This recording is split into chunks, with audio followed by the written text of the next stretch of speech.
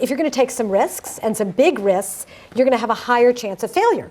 But these risks, if they work out, you're going to have some really big hits.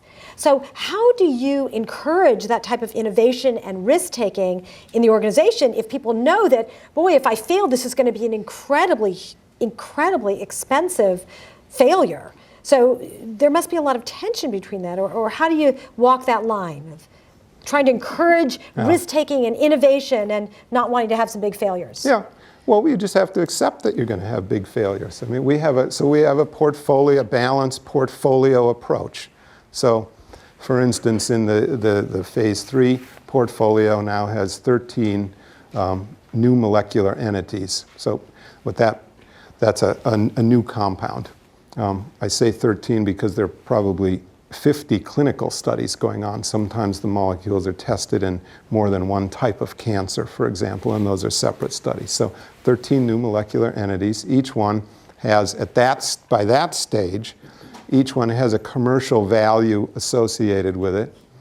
And that's also getting better, but those are usually wrong. I mean, a drug that we sell, the lytic for dissolving blood clots, was supposed to be a several billion-dollar drug, and it sells $200 million a year.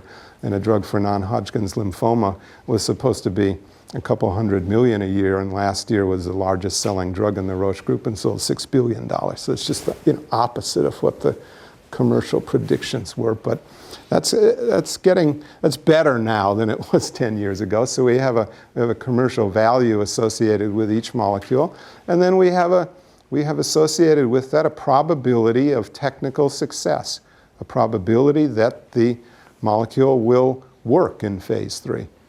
And we take that all the way back even to the portfolio that I manage in phase 1, where we have a probability of technical success of the molecule getting to the market. So what's the probability it'll make it through phase 1, probability through phase 2, phase 3, through regulatory.